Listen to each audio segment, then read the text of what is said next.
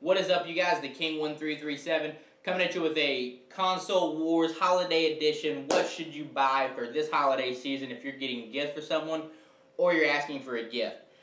This is just going to be a quick little guide to which one I think is better off for you. I'm going to let you make the choice. I'm going to outline what the pros and cons are of each console, and it is an unbiased opinion. I'm not being paid by Sony or Microsoft or anyone like that to do this. I just hope that you guys find the console that suits you best, and I hope that it gives you guys the most enjoyment over the longevity of the product. With that being said, there are a lot of advertising campaigns out there that are going to try to pull you one way or another, and their facts aren't always the most accurate, or they're not always the most informative. For example, the latest fact you've probably heard is from the Xbox side of things, where they're saying, hey, through November so far, we've tripled the sales of October at the same point. Initially, that's going to seem really impressive. However, it's really not. If you look at the last 5 years, the Xbox 360, 4 of those years, beat the November, or the November beat the October by 3 times as well. Same stat as now. 4 of the 5 years, the 360 did that. That's from 2008 to 2013 stats. That's not really that impressive because the 360 never had a huge blockbuster. I mean, Call of Duty came out every year and whatnot, but aside from that, November's really not that. It's got a lot of games, but the console wasn't really refreshed or really new. Especially for that long of a time span. So that stat's kind of misleading. It's honestly not supposed to be like, wow, look at the sales are improving so much. Sales for both consoles, I mean, their numbers, their stats, I think the PlayStation's pushed out like over 13 million to its retailers. The Xbox is somewhere right around 10. Stats aren't huge or anything like that. First thing is, if you have friends going to either console, I would highly, highly, highly recommend going wherever your friends go. If you have friends that love to play Xbox and y'all want to get an Xbox One, you're going to have way more fun on an Xbox One with your friends than you would on a PlayStation 4. Even if it had games or some features and stuff you like more, your friends are going to make it that much more enjoyable. You can make friends online pretty easily as well, both systems. I'm just saying as a whole, you're in real life friends that you already play with. Try to stick together with them. It's going to make it a lot more of an enjoyable experience as well. Moving on to the next thing is, in my personal opinion, this is just me. You guys may feel completely different about this, but personally, I use my Xbox One every single day. But I use it for watching ESPN, and I use it for the media features every single day. I do play it a whole lot. I do play Call of Duty competitively, so we do play on the Xbox One. But if I had to choose a system to play a game on, I would prefer to play on the PlayStation 4. With that being said, the easiest way for me to describe the differences in the two to you, frankly, the PlayStation 4 I feel like is a gaming system first, made by gamers, for gaming, and it has media features. The Xbox One is a gaming system that has amazing media features, and that I almost feel as if sometimes is meant more to be a media outlet than a gaming console. Just the way everything's displayed on the Xbox One, it's aesthetically pleasing. However, the UI at times can be clunky. I'm going to show you guys me navigating through it real quick. These are some of the menus and whatnot you go through. It does look really good. However, when you want to find things like, for example, I want to find Netflix. I got to go through here and this and that. And it's somewhat of a hassle to get to. It sometimes is a burden to me. And I wish that the UI was easier to navigate. And it feels so integrated with the Kinect, whereas you can say any type of voice command and it takes you there, and that's awesome. But I don't like to use the Kinect all the time. And that's just me personally. You may love to use the Kinect, and you may think this is the easiest way to go through menus and whatnot as possible. But I think they're going to improve on that, and I do think it's going to become a better UI over time. The PlayStation, as you can see right now, PlayStation was originally this dreary blue. It wasn't bad. It was still kind of vibrant and cool, but it just got really old after a while. You couldn't change the colors or themes, and all the stuff's in your face. Now you can see that you can change the themes and whatnot, but all the menu stuff is going to be still along the middle. It's going to be really easy to navigate, and I like it because if I have a movie or anything in there, it's right here for me to play.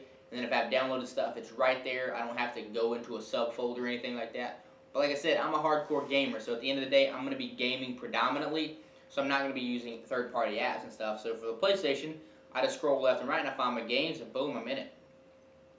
Now, next thing is the games themselves. I mean, both games, I have a few of them outlined over here. I got Sunset Overdrive, Forza, Halo, The Show, Second Son, and Killzone on the table. All in all, neither console's wowed me, really. I mean, there's not been that great game from either one. I think there have been a bunch of good games. I think Sunset Overdrive, to my opinion, I would say is a low-end good game. Just because it was pretty easy for me to beat. I didn't really get challenged from it. It's one of the good games. I feel like you play through it, you beat it, you're done. So I wouldn't really say that's worth $60. Probably the best story. I liked Infamous Second Son. It was really enjoyable. It was clunky at times, though. I don't think it was a great game. I think probably the best game is the the Last of Us Remastered Edition. But that's a PlayStation 3 game, so I don't really consider that. The Halo Master Chief Edition, I don't really consider that, even though if you compare The Last of Us to Halo, The Last of Us slaughters Halo just because the multiplayer release of the Master Chief Collection so far has been really bad. Getting in matches is just agony. It's so hard to try to get into a match. With the remastered visualizations of the single-player campaign looks great, and the multiplayer, when you do get in a match, feels good, but until they patch that, I'm definitely not recommending that game until they patch it. They're allegedly supposed to be doing it, I think, later today, actually. So in the coming weeks, it should get better, but as of this moment, it is not fun to play multiplayer. But that's just me. Moving on, the next thing that's going to be kind of big is the controllers. They're both very similar. There's not a huge advantage or disadvantage to either one. PlayStation has a cool little light bar along the front, which I'll let you guys see right here. It illuminates whenever you're playing and whatnot. It's pretty cool. You can kind of see it flashing right there. It chooses the color of the player you are, which is a pretty nifty little feature. Not really huge. The Xbox has rumbles in the trigger. The triggers vibrate when you play certain games and whatnot. Pretty cool feature as well. Not really a selling point, honestly. So the big things to me are looking into the future. I think the PlayStation does stand a leg up when it comes to graphic fidelity. I'm going to link a picture on the screen because I know a lot of you guys are like, oh, well, it just depends on this and that and this and that. This is GTA 5 right here, PlayStation 4 versus Xbox One quality test. You can see the PlayStation 4 does have a lot more, well, I guess, content in the picture. And it's probably going to be continued that way just because the PlayStation 4 does have a higher level of graphical processing. It doesn't mean the Xbox games look bad. Rise Son of Rome is a gorgeous game. Forza is a gorgeous game. These games don't look bad. I just think that the third-party games are going to predominantly sway in PlayStation's favor when it comes to appearance. And then as the consoles get older, I think the PlayStation 4 will have a lot higher graphic fidelity when it comes to its exclusives. Like the Uncharted series, I have a feeling that game is going to look amazing, and that's probably going to be one of the graphical benchmarks when it comes out. And I think the PlayStation is going to kind of always set that bar, and the Xbox is just going to be a small step behind it. But like I said, that doesn't mean the Xbox games are going to look bad. They're still going to look gorgeous. The Halo Remastered right now looks amazing. Like I said, Forza looks amazing. These games look so gorgeous. I just think that over time, the PlayStation 4 is just going to look a little bit better. Not a huge difference.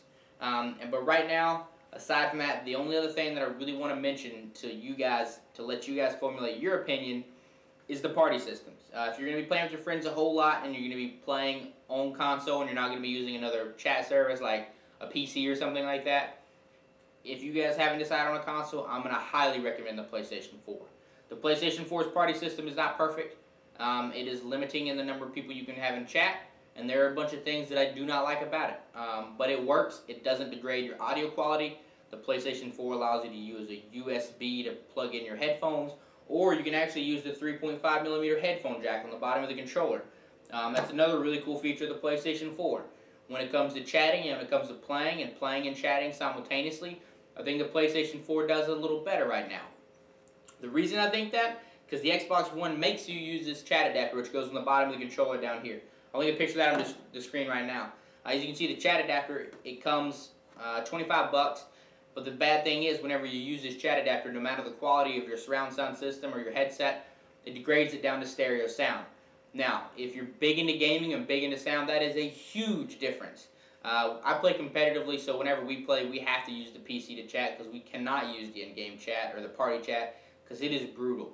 If you have a nice headset, Turtle Beaches or Astros, any of that stuff, you can hear phenomenally. You can hear a guy creeping on a building 20, 30 feet away, no problem, and you know exactly where he's at. You can tell the difference in if there's rain falling in front of you or behind you or any of that stuff, and that's great, and those headsets are amazing. They make gaming awesome. When you're playing Call of Duty by yourself on the Xbox, you hear everything, and it's awesome. But when you go into that party chat, it flips to stereo audio, and that stereo audio is pretty bad. You can't really tell if someone's in front of you or behind you. It is something that Xbox says that they're going to be fixing soon. And by soon, I really hope it's like tomorrow because it's been like this for a while and I can't stand it. When it comes to party chatting, that is a huge thing for me. That is the biggest reason that if I know people who don't have friends on a certain console and they're debating on which one to get, that's why I recommend the PlayStation 4 until Xbox fixes that. I cannot recommend it if you're playing with friends. If you just like single-player games and you enjoy Halo series, for example, or you enjoy some of the exclusives that the Xbox has, by all means, the Xbox is a great console. But if you're going to be playing multiplayer games, you're going to be playing with your friends frequently, I just have a hard time recommending it whenever the party system is in the position that it's in currently and the sound quality is so low and the console's been out that long. For example, if it was like this a month in, I wouldn't think it's a big deal. Hey, things happen, you can fix them. Consoles have been out basically a year now, and they're still improving, don't get me wrong. I mean, the PlayStation and Xbox both are releasing updates every week to make them better and a more complete console, but it just oppresses me that the Xbox hasn't addressed that issue yet to the point of fixing it. So for that reason, if you do play multiplayer games heavily and you do have friends that you want to chat with, I would recommend the PlayStation 4 over the Xbox One. That's just my opinion. When it comes to games, game versus game, I think it's going to be a wash for now. I think looking into the future, I think it's probably going to be a wash again next year, just because I don't really think either one has a huge blockbuster coming out in their way. Halo has, or Xbox has Halo 5 coming out next year, which I think is going to be a huge game. But then PlayStation's got some big heavy hitters as well. They got The Order, they got Bloodborne, Uncharted's coming up soon too. So I think both of them are going to have some big ones, and until we see some reviews or some more content of those games, I'm going to keep it as a wash. I think the third-party games are still the bigger selling points right now, like your Call of Duties, your Destinies, and games like that. So, and controller-wise, I think it's a wash too. I think across the board, it's a big wash until you get into graphics, which you got to give the PlayStation. You get to media, you got to give it to Xbox. When you come to the chatting systems and the UI of the consoles and whatnot, I'm going to give it to PlayStation until Xbox fixes their party chat. When that happens, I'll say it's a wash, and then as a whole, it'll be a wash, and the consoles will be really even and comparable, and it'll be a good, healthy battle throughout the rest of their lives. I think the PlayStation's graphics are going to be a little bit bigger of an advantage, but if Xbox keeps a leg up in the media department, it's kind of a selling point of each one. It's a pro and con of each console, and I think that's good. It gives you a little bit of diversity in what you want to choose, and it allows you to kind of, hey, I really like Netflix, I really like watch ESPN and NFL, I'm going to go with the Xbox, I think that's a little better for me. Or, hey, I really like this exclusive on PlayStation, or, hey, I want the maximum gaming performance, I'm going to go with PlayStation. I can't wait for that to be the choice, and there not to be any issues like the chat system, or the UI on the PlayStation being clunky at times, or party system on both of them, or any of that stuff. I can't wait for all that to be gone, and we just see the maximum potential of these consoles. I hope that I may have helped you guys out making your decision for the holidays. I'm going to be doing some game reviews coming up soon. I'm going to be doing a little bit of holiday gift giving guide as well. And then we'll be doing some other cool stuff. I'm going to be doing my year in review of the Xbox One in a few days. And I've already done my year in review of the PlayStation 4.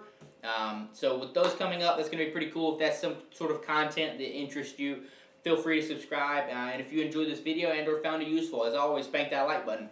And if you guys have any questions, comments, concerns, let me know down below.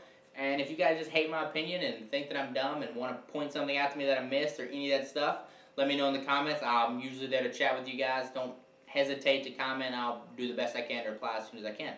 But thank you guys for watching. Peace out.